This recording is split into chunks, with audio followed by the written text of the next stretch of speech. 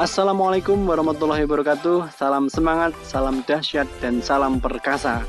Masih bersama saya Dr. Eko. Pada kesempatan video kali ini saya akan mencoba menguraikan lebih rinci bagaimana kita memonitor daya topang kandang kita.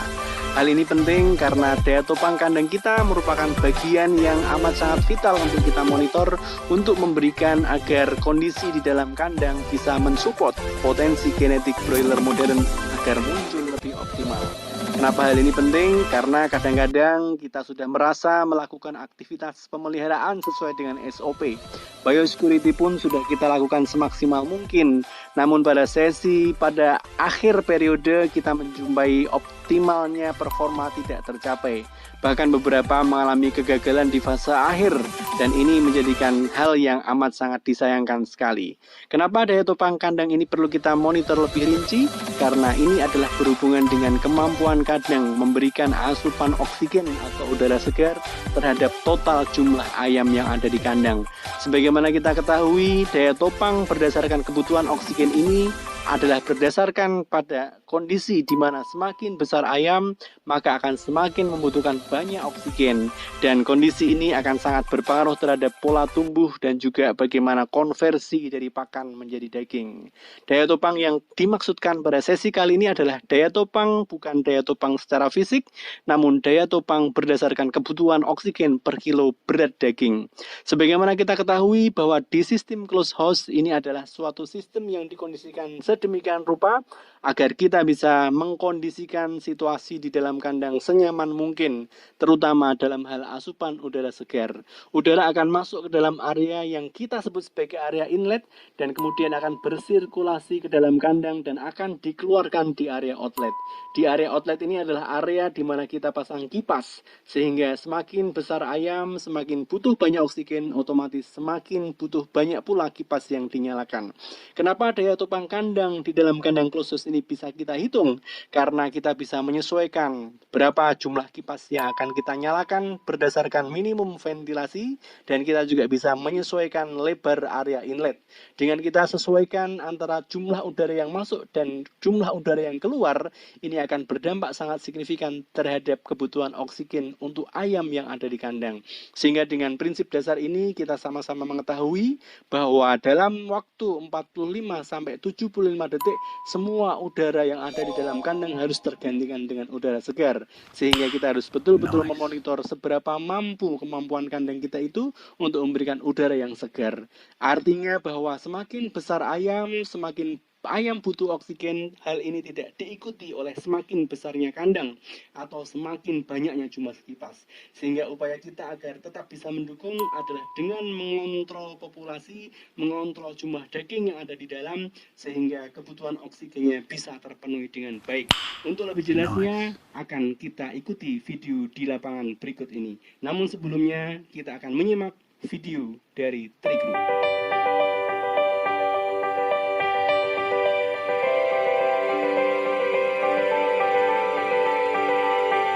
Ayam yang kita pelihara, broiler yang kita pelihara ini sudah didesain sedemikian rupa secara genetik agar dia tumbuh optimal dengan sanitasi yang benar, disinfeksi yang benar, dan juga pembersihan kandang yang benar. Kondisi ketika ayam dia masuk ke kandang, dia sudah dalam kondisi yang siap semuanya. Dan kontrol yang ketat mulai dari DOC sampai panen selesai, kita pastikan bahwa ayam yang kita punya ini benar-benar berkualitas baik, dan kita selalu memberikan keyakinan bahwa apapun yang kita jual dan apapun yang kita keluarkan dari farm benar-benar sudah kondisinya benar-benar sehat. Jadi kita harus melangkah melalui dengan SOP, standard operating procedure, kemudian kita melakukan biosecurity ketat, menyuplai ayam yang asuh, aman, sehat, utuh, halal. Tentunya tidak cuma sekedar fisik, tapi juga hati dan pikiran kita harus.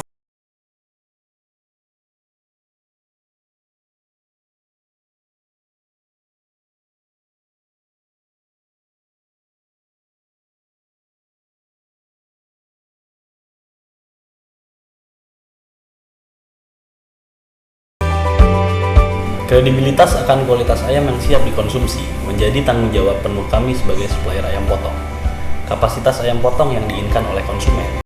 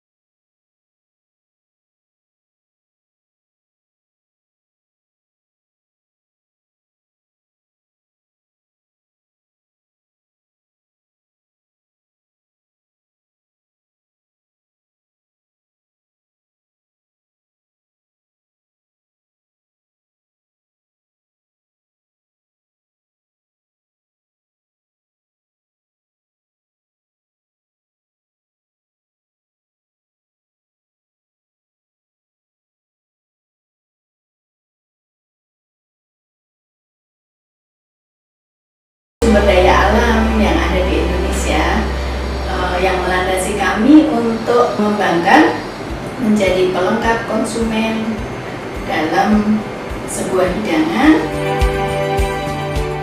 Aroma dan cita rasa kami kombinasikan menjadi sebuah simbol kecintaan kita kepada bumi pertiwi.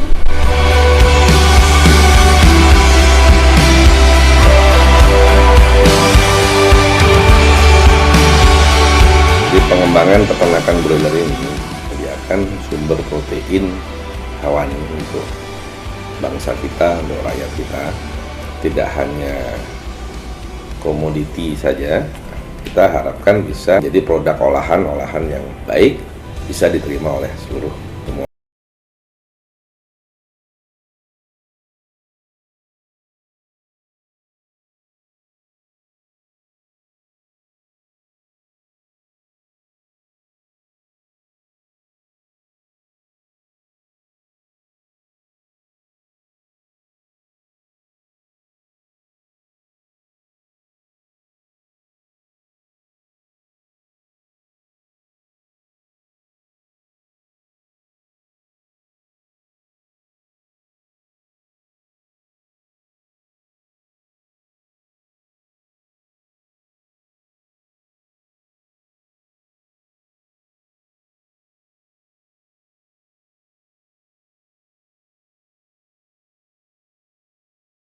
Warahmatullahi wabarakatuh.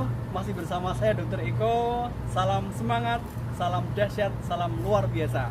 Teman-teman Trigroup dimanapun Anda berada, pada sesi video kali ini saya akan berbagi bagaimana kita memonitor kondisi daya topang kandang.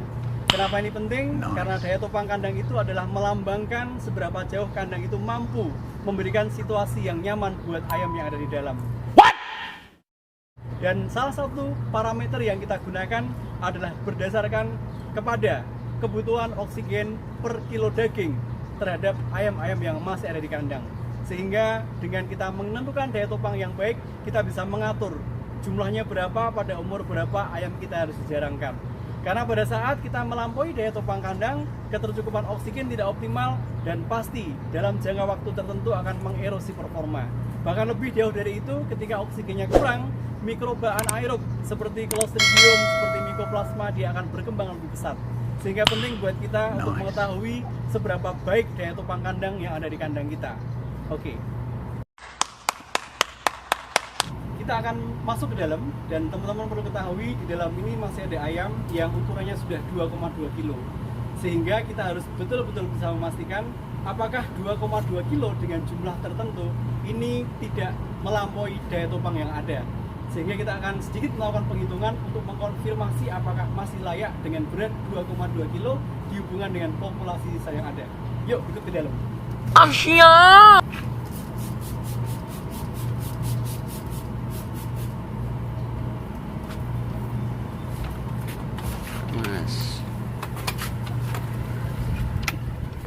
Oke guys, ini masih ada ayam beratnya 2,2 kilo. Kita akan mencoba mensimulasi. Di sana adalah area outlet, di sana area inlet. Ini adalah ayam yang masih tersisa, ada sekitar 2,2 kilo. Jadi pentingnya kita mengetahui daya topang kandang yang ada. Ini adalah untuk mengevaluasi sejauh mana tingkat kenyamanan yang ada. Jadi sama-sama kita ketahui bahwa daya topang terhadap kebutuhan oksigen ini adalah berdasarkan dengan rumus air exchange per 4 kg kebutuhan oksigen, 4 CFM per kilogram berat daging. Ini harus kita hitung dengan seksama. Jadi rumusnya adalah air exchange dibagi 4 CFM, di mana air exchange ini adalah volume total kandang.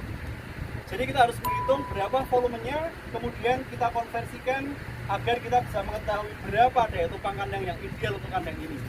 Jadi kalau kita lihat informasi yang kita dapatkan bahwa kandang ini mempunyai panjang 68 meter dengan lebar 8 meter dengan tinggi 2 meter.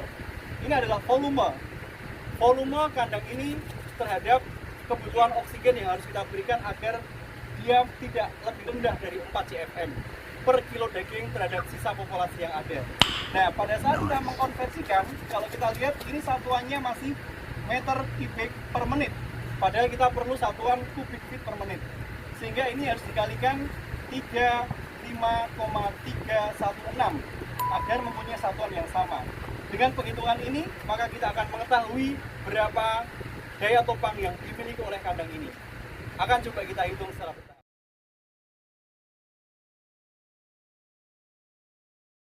Rekan T-Group, dimanapun Anda berada, pada kesempatan siang hari ini, saya akan mencoba mensimulasi bagaimana cara menghitung daya topang kandang di kandang ini.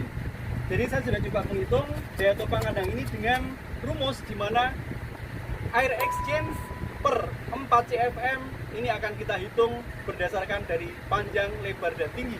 Sama-sama kita ketahui panjangnya 68, lebarnya 8, dan tingginya 2 meter dibagi 4 CFM. Sehingga kita dapat angka ketika kita kalikan 68 kali 8 kali 2 itu adalah 1088. Tetapi satuannya ini masih dalam satuan meter kubik per menit. Padahal kita butuh satuan kubik feet per menit. Sehingga hasil penghitungan ini harus dikalikan 35,316.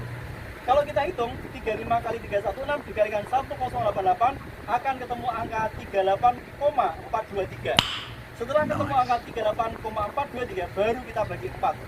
Karena satuannya sudah sama-sama CFM. Dari hasil itu kita bisa menghitung daya topang di sini adalah 9,6 ton daging.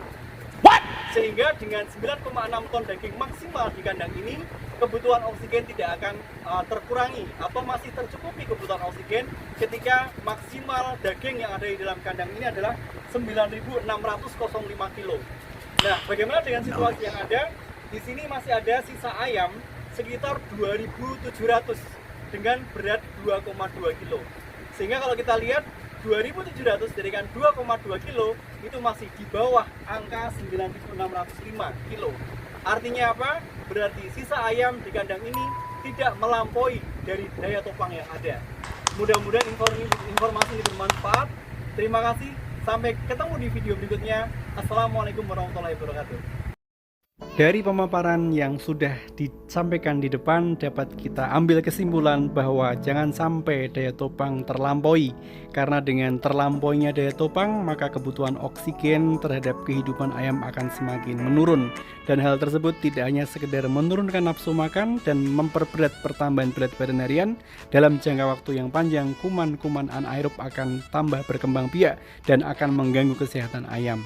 Sehingga hal yang tidak boleh dilakukan adalah jangan sampai kita melampaui daya topang kandang, menunda panen karena faktor harga dan yang lainnya, dan dampaknya daya topang terlampaui sehingga memberikan dampak yang negatif terhadap stabilitas pencapaian berat badan dan juga pencapaian terkait dengan FCR serta efisiensi yang ada. Dengan demikian, kita harus memonitor lebih rinci terkait dengan pencapaian daya topang di kandang kita masing-masing.